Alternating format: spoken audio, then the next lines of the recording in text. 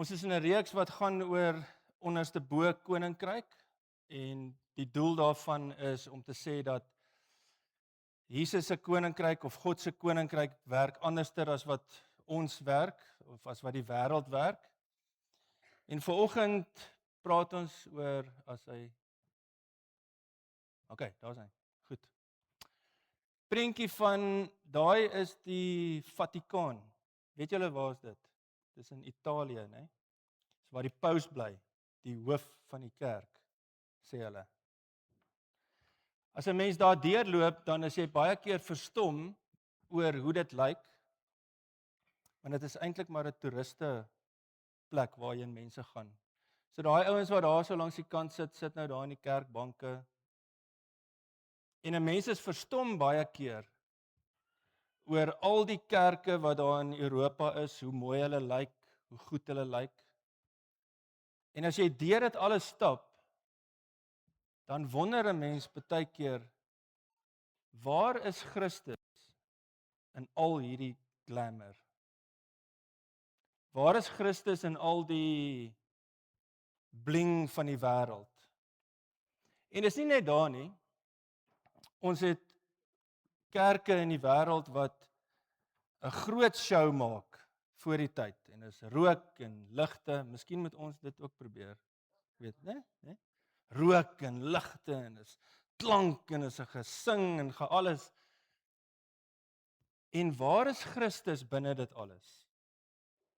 En ek is dankbaar vir ons band en vir dit wat hulle doen. En dat Christus altyd die middelpunt is van waaroor dit gaan. Want ons mis baie keer in 'n wêreld wat so gejaag is en so soek na beroemdheid en gewildheid en alles wat daarmee saamgaan, dat ons verloor waaroor dit regtig waar gaan. En dit is dat dit gaan alles oor Christus.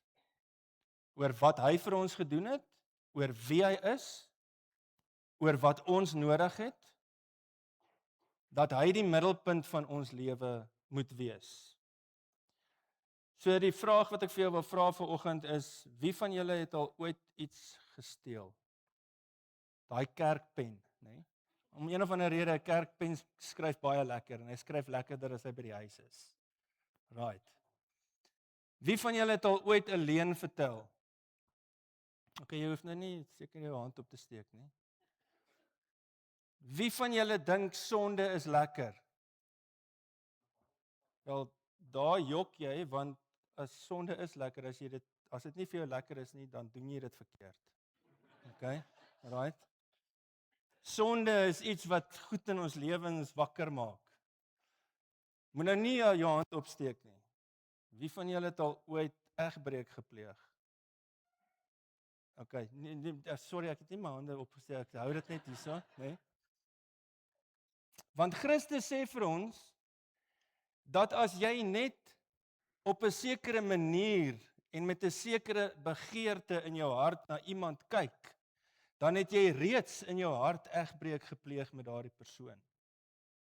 So vir almal van julle wat in die gym is, daai ouens wat hulle staan met so 'n flex voor die spieël. As jy net kyk na iemand, want Christus se standaarde is baie hoër as wat ons in is. En hy sê vir ons dat as ons net dink daaraan om iemand te na te kom, dan het ons moord gepleeg in ons hart. As ons net dink daaraan om op 'n sekere manier iemand te begeer, dan het ons reeds egbreek gepleeg. So sy standaarde is hoër as ons in. En die woord van God verander nie omdat die kultuur verander nie. Die woord van die Here bly altyd dieselfde. Maar dank God dat hy 'n plan gemaak het om ons lewens te kan verander. In Romeine 5 staan daar die volgende: toe ons nog magteloos was, het Christus immers reeds op die bestemde tyd vir die goddeloses gesterf. Daar was 'n spesifieke tyd wat God die Vader bepaal het wanneer Christus moes kom en dat hy sy lewe vir ons sal gee. Maar God bewys sy liefde vir ons juis hierin dat Christus vir ons gesterf het toe ons nog sondaars was. Want as mens het ons nie die vermoë om God te kies nie. God kies ons. En God maak dit vir ons moontlik deur dit wat Jesus Christus vir ons gedoen het. Aangesien ons nou vrygespreek is op grond van sy versoeningsdood, staan dit soveel vaster dat ons deur hom ook van die straf van God gered sal word. Vers 10 sê, aangesien ons, toe ons nog vyande was, deur die dood van sy seun met God versoen is, staan dit soveel vaster dat ons, nou dat ons versoen is, deur die lewe van sy seun gered sal word. Ons het vanoggend gesing dat Christus is die lam van God. Hy is die een wat die middelpunt is van ons lewens. Nie ons behoeftes nie, nie my begeertes nie, nie my waardes nie. Dit wat God vir ons sê en dit wie Christus is. Dit is die hoofboodskap van die Bybel. Die hoofboodskap van die Bybel is dat Jesus Christus gebore is met een doel. En dit is om te sterf. Dit is om sy lewe vir ons te gee. So nou die dag toe hoor ek nou iemand sê dat die kruisiging en die sterwe van Christus is glad nie so belangrik nie. Die belangrike ding wat ons van Jesus moet leer, is die manier hoe hy ander mense liefgehad het. Die liefde en die genade van Christus. En dan dink ek by myself, dit is maar net 'n manier vir mense om te sê, ons behoeftes is belangriker. Dit wat vir my, dit wat reg is in my lewe, is belangriker as dit wat Christus gedoen het. Die belangrikste en die sentrale ding van die evangelie is dat Christus gekom het om sy lewe te gee, sodat ek en jy kan lewe. Dit is van die begin af so. Dit is van die begin af is dit bepaal.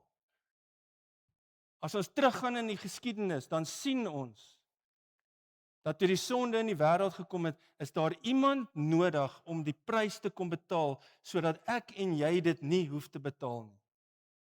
Dit is die boodskap van Christus. Toe Johannes die Doper vir Jesus gesien het, toe het hy gesê, daar is die lam van God, hy is die een wat gekom het om die sondes van die wêreld weg te neem. Hierdie hele ding rondom lam van God, gaan terug na dit wat in Egipte gebeur het. Net voordat die Israeliete uitgetrek het, toe sê die Here, wat julle moet doen is, julle moet 'n lam slag sonder gebrek, en julle moet sy bloed vat en dit teen die deurkusyne smeer, sodat wanneer die engel kom, dat hy by jou huis verby sal gaan, want die bloed is die een wat die prys betaal het, sodat jy kan lewe, sodat jy in die land kan ingaan wat God jou beloof het. Dit wys terug daarna, maar dit gaan verder terug as dit. Want heel aan die begin het God alles gemaak, mooi en rein en reg, en dat hy gesê het, en hy sê, dit is goed. As hy die son en die maan gemaak het, dan sê hy dit is goed. As hy die diere gemaak het, dan sê hy dit is goed. As hy die mense gemaak het, wat sê hy dan? Dit is baie goed. Want daar is iets van God wat hy binne in die mens geplaas het. Sy skepping. Ons is na die beeld van God geskape. Daar is iets van God wat hy binne in homself, wat hy binne in elke mens ingesit het. Die asem wat in die mens ingeblaas is, kom van God af. Kom nie van 'n Big Bang of enige ander ding af nie. Dit kom van God af. En dan kom die vyand en die vyand sien, maar dit is goed en mooi en hy haat dit. En sonde kom in die wêreld in. En dit bring skeiding tussen God en mens. En dat God die Vader die plan gemaak het en dat Jesus Christus daardie plan kom uitvoer het en dat die Heilige Gees daardie plan 'n waarheid maak in my en jou lewe. Dat Christus gekom het, die vlekkelose lam van God, 100% mens, 100% God, rein, sonder sonde, dat hy niks verkeerd gedoen het nie. Maar dat hy kom om die prys te betaal vir my en jou. Romeine 3 vers 25 sê, hom het God gegee as 'n offer wat deur sy bloed versoening bewerk het vir die wat glo. 1 Johannes 4 vers 10 sê, werklike liefde is dit nie die liefde wat ons vir God gehad het nie, want ons het net 'n liefde vir onsself, ons is selfgesentreerd, alles gaan oor ons eie wil, ons eie begeertes, ons eie waarheid. Maar die liefde wat hy aan ons bewys het deur sy seun te stuur as versoening vir ons sondes. Wat beteken versoening? Versoening beteken eerstens dat die woede van God geblus is. Ons dink baie keer dat die woede van God is soos wanneer ons kwaad word. Iemand doen iets teen jou en jy is kwaad vir daardie persoon. Die woede van God gaan juis daaroor dat dit gaan oor sy heiligheid. Dat hy eenkant is. Dat hy afgesonder is en dat sonde dit wat hy in die mens, dit wat hy in sy skepping wou gehad het, kom vernietig het. Dit is die woede van God. En Christus het dit kom bevredig en dit is waar die versoening vandaan kom. Die tweede ding is dat ek en jy met God verenig is. Dat ons nou deel is van die koninkryk van God. Daar's baie ander godsdienste in die wêreld wat ook sê dat mense moet by God uitkom. Maar wat hulle dan sê is dat jy as mens moet iets doen. Jy moet 'n prys betaal. Jy moet 14 Hail Marys opsê en jy moet geld betaal, dan sal God jou sonde vergewe. Die boodskap van Christus is dit, daar is niks wat ek en jy kan doen om God op 'n punt te bring om my te vergewe nie.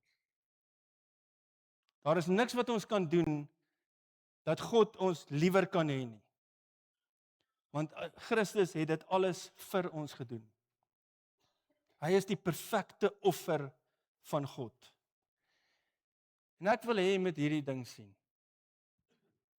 In Hebreërs 7 staan daar, hy wat Christus is, het immers eens en vir altyd die offer vir die sondes gebring, toe hy homself geoffer het. Kyk na daardie gedeelte wat sê, eens en vir altyd. Eens en vir altyd het Christus die prys betaal vir alles wat jy in jou lewe verkeerd gedoen het en nog gaan doen.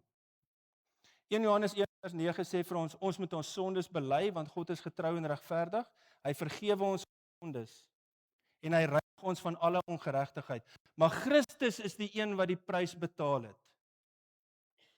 En baie mense loop in hulle rond en hulle mis hierdie ding, dat Christus die een is wat die prys betaal het. Dat jy op 'n punt moet kom om jouself te vergewe vir die goed wat jy aangevang het. Want Christus het dit lankal gedoen. As ons die heeltyd dit oproep, as ons die heeltyd dink daaraan, dan sê ons dit wat Christus gedoen het, is nie genoeg nie. Daar staan dit, hy wat Jesus Christus het, is eens en vir altyd die prys betaal, sodat ek en jy gered kan word. Deur sy bloed het hy daardie prys betaal. Deur sy bloed het hy ons sondes vrygemaak. In die ou tyd, in die Ou Testament, dan lees ons dat die hoofpriester een keer 'n jaar, dan het hy nou die offers gebring vir die volk, né? Dan sê hulle diere geslag, dan vat hulle die bloed, dan sprinkel hulle dit voor die deur wat na die allerheiligste toe gaan, want dit is net die plek waar die hoofpriester mag ingaan. Maar dan vat hy die bloed en hy sprinkel dit daarso. Dit word genoem 'n mercy seat, 'n genade troon wat bo op die ark was. Dit is die plek waar God moes gesit het. Dan het hy die bloed daar gesprinkel om te sê dat God se genade gekom het om die sondes van die volk weg te neem. Dan het hulle 2 bokke gehad, die een het hulle geslag en hulle het hom geoffer, en dan die ander ene het die priester gekom en in sy hande bo op hierdie bok gelê. En dit was 'n sondebok. Dan lê hy sy hande bo op hierdie bok, dan plaas hy die sondes van die volk bo op hierdie dier en dan jaag hulle hom in die woestyn in, as 'n teken daarvan dat God die sonde weggeneem het. Maar hy moes dit elke jaar doen, want dit was nie goed genoeg nie.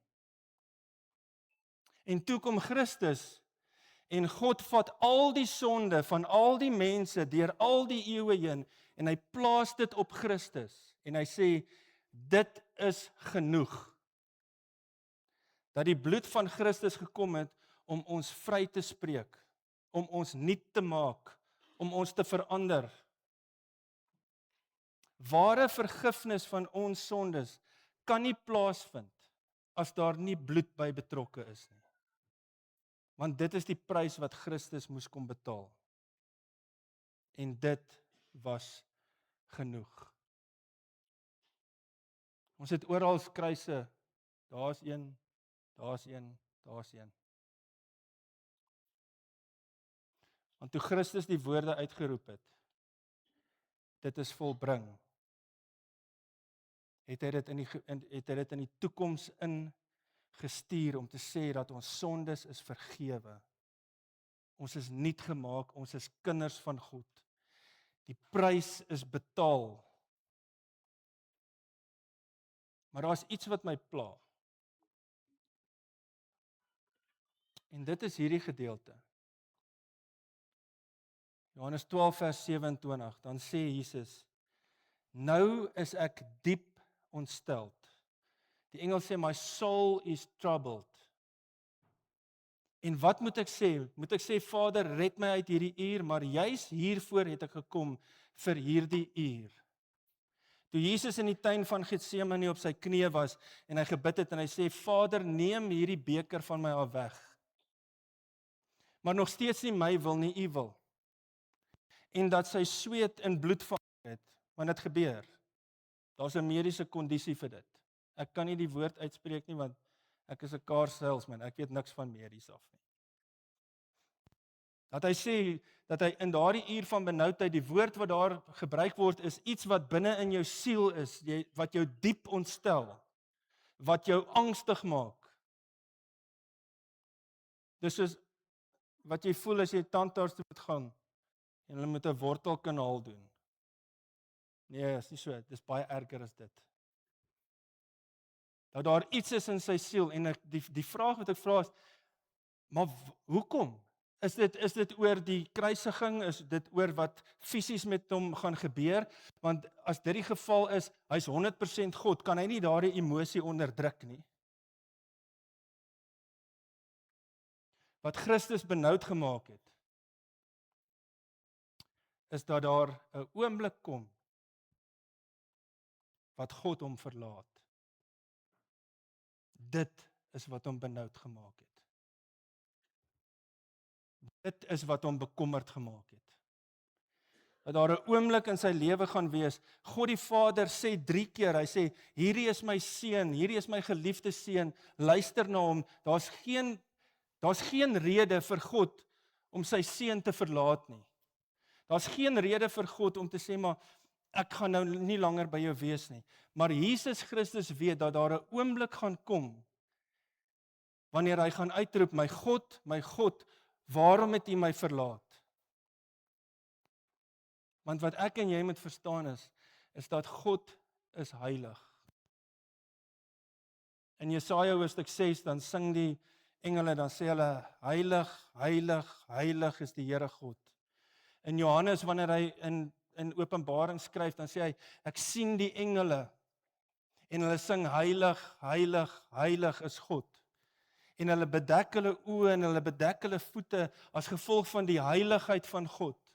En wat ek en jy moet besef is dat daardie oomblik, toe God die Vader al die sondes, my en jou sonde op Christus geplaas het, toe moes hy wegkyk, want 'n heilige God kan nie na sonde kyk en niks daaraan doen nie. En hy kyk na Christus en hy sien jou.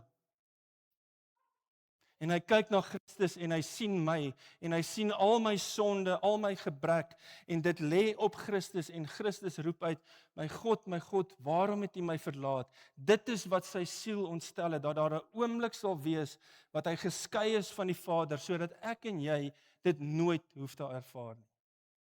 Dat dit nooit deel is van ons lewe nie. Dat ons kan weet, alles is vergewe. Hy was nie benoud oor die 39 houe wat hy moes gekry het nie. Hy was nie benoud oor die feit dat sy rug stikkend was, dat sy liggaam gebreek is nie. Hy was nie bekommerd oor die feit dat hulle hom met die vuis geslaan het, sodat Jesaja gesê het, maar jy kon hom nie eers herken nie. Hy was nie bekommerd oor die spykers wat hulle in sy polse ingekap het nie, en toe in sy voete.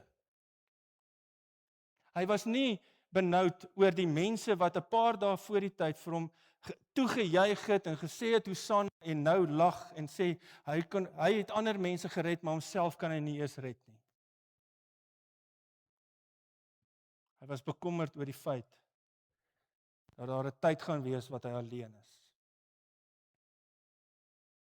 Dat sy Vader hom verlaat. Maar dit is wat God gedoen het. Hy wat nie sonde geken het nie. Hom het God ter wille van ons sonde gemaak, sodat ons in hom voor God regverdig kan wees. Die onskuldige vir die skuldiges. Die regverdige vir die onregverdiges, sodat ek en jy die regverdigheid van God kan word. En Christus kom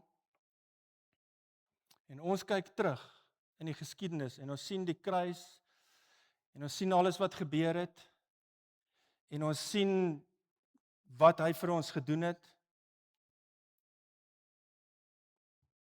en hy roep ons om sy volgelinge te wees. En wanneer ons sondes bely, van ons lewe af wegdraai, repent, is om terug te draai, pent is na die hoogste, om weg te draai van dit wat sleg is in ons lewe. Wanneer jy jouself bekeer, wanneer jy jouself laat doop, wanneer jy Jesus as Here bely, wanneer jy in jou hart glo dat hy die seun van God is, wanneer jy met jou mond bely dat hy opgestaan het uit die dode, dan kom hy en hy maak jou nuut. Hy maak jou nie anders nie. Jy is 'n nuwe skepsel. En ons kan vry wees van dit wat ons vashou in hierdie wêreld, maar jy moet een ding verstaan is dat vryheid is moontlik, maar dit is nie goedkoop nie.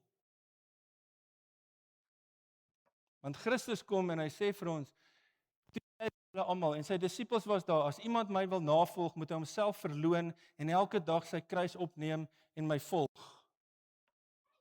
Dis die oproep van Christus. Hy sê nie ek wil hê jy moet gewild wees nie. Hy sê nie ek wil hê jy moet beroemdheid verwerf nie. Hy sê ek wil nie hê jy moet 'n biljoenêr word nie. Wat ek wil hê jy moet doen is jy moet elke dag jou kruis opneem.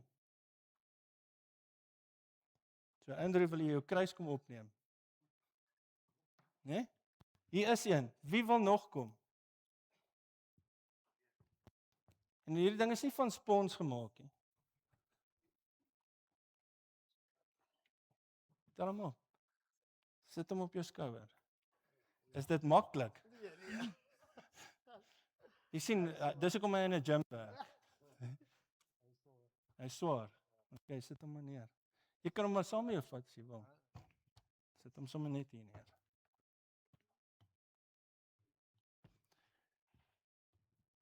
Christus roep sy disippels en hy sê julle moet julle kruis opneem. En hulle het presies geweet waarvan hy praat. Ons het 'n spreekwoord wat sê elke huis het sy kruis, so elke huis het probleme. Dis nie wat Christus bedoel het nie. Want wie was aan bewind in daardie tyd? Dit was die Romeine. Nou hulle sê die Assiriërs het kruisiging uitgevind, die Romeine het dit vervolmaak. En wanneer die disippels in die strate afgeloop het, dan het hulle gesien dat daar is iemand wat gekruisig is. Hulle het gesien hoe hang die mense daar. En wanneer Christus vir hulle sê, jy moet jou kruis opneem, dan het hulle presies geweet wat dit bedoel. Want daar is twee dinge wat gebeur het, wat hulle geweet het, as iemand sy kruis opneem. Die eerste ding is dat daardie persoon is skuldig. Die tweede ding is dat daardie persoon kom nie terug nie. Dis die einde. So die vraag wat ek en jy moet beantwoord is dit. Is ek en jy skuldig? Kan mense in ons lewens inkyk en sê, jy is skuldig daaraan dat jy 'n volgeling van Christus is? Kan mense in ons lewe inkyk en sê, jy is skuldig daarvan dat jy totaal uitverkoop is aan Christus, aan God, aan die Gees, aan sy woord? As mense in ons lewens inkyk, kan hulle regtig waar sien dat ons is kinders van God. Dat ons geloof en ons verhouding met God nie Facebook diep is nie. Nie net bid emojis is nie. Maar dat ons totaal uitverkoop is aan Christus, dat ons skuldig bevind word omdat ons volgelinge van Christus is. En die ander vraag wat ons moet beantwoord is dit: gaan ons omdraai en teruggaan? Gaan ons omdraai en teruggaan na dit waarvan Christus ons vrygemaak het? Want ons is nuut gemaak. Ons sondes is vergewe. Wanneer iemand gekruisig gaan word, daar is geen omdraai kans nie. Jy kom nie terug nie. So hoekom sal ons teruggaan na dit waarvan Christus ons vrygemaak het? Hoekom sal ons teruggaan na die verlede toe? Wanneer ons kruis opneem en dit druk op ons, dan sê ons gaan nie terug na pornografie nie. Ons gaan nie terug na seksuele verwardheid toe nie. Ons gaan nie terug na ontrouheid toe nie. Ons gaan nie terug na egbreek toe nie. Ons gaan nie terug na dit waarvan Christus ons vrygemaak het nie. Ons sterf vir dit. Want ons is nou nuwe mense. So baie mense dra die titel van Christendom, want ek is daarom nou nie 'n moslim nie, ek is nie 'n boeddhis nie, ek is nie een of iets anders nie. So ek moet ten minste daarom 'n Christen wees. Hulle dra die titel van Christendom, maar hulle is nie bereid om die kruis op te neem van dit wat Christus vra nie. Is ek en jy bereid om dit te doen? Is ek en jy bereid om te sê, maar weet jy wat? God het my geroep vir iets anders. God het my geroep om anders te wees in hierdie wêreld. Dis lekker vir my om hier te preek. Maar wanneer jy iemand moet begrawe vir wie jy lief is, that's not so easy.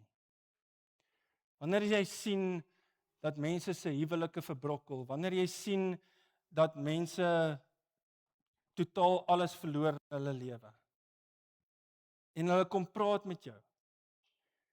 Dis nie altyd maklik nie, maar dit is die kruis wat ek moet dra. Wat is die kruis wat jy moet dra? Miskien is dit vir jou om te sê, maar weet jy wat, my reinheid is belangriker as die verhouding waarin ek nou is, so ons gaan nou vir 'n rukkie separate tot ons trou. Dis die kruis wat jy moet dra. Of miskien is dit in jou besigheid, dat ek besigheid anders sal doen, dat ek eerlik sal wees. Ek sien al die ander ouens betaal ekstra vir party mense en hulle gaan net vooruit, maar ek sal getrou wees aan God. Dit is die kruis wat ek moet dra. Wat is die kruis in jou lewe wat jy moet dra? Miskien is daar iets waaraan jy moet sterwe. Want by die kruis sterf my eie krag, my eie kennis, my eie wil, my eie begeerte, my eie behoefte, en ek sit Christus Jesus eerste in my lewe. By die kruis maak ons goed dood, wat nie in ons lewe hoort nie.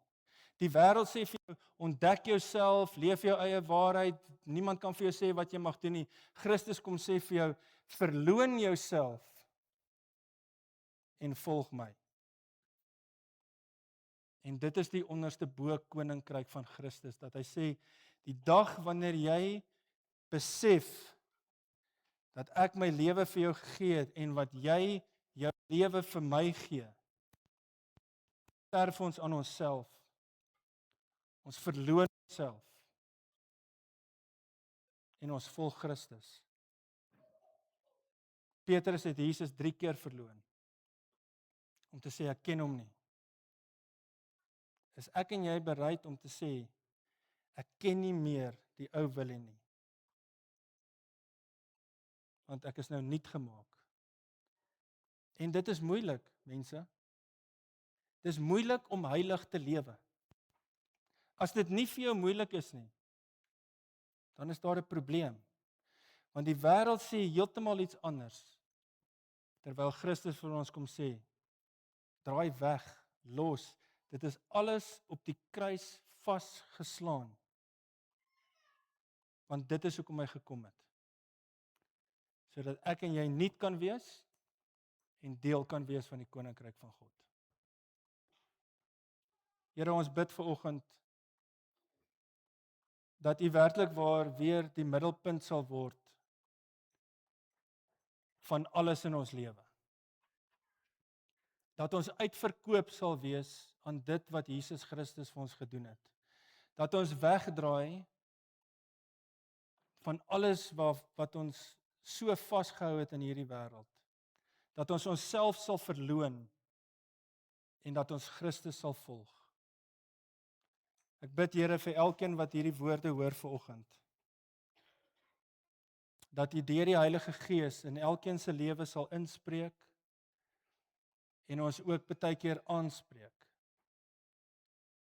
En dat ons daardie stap sal neem om totaal aan U uitverkoop te wees. Ek bid dit in die naam van Jesus Christus, ons Here. Amen.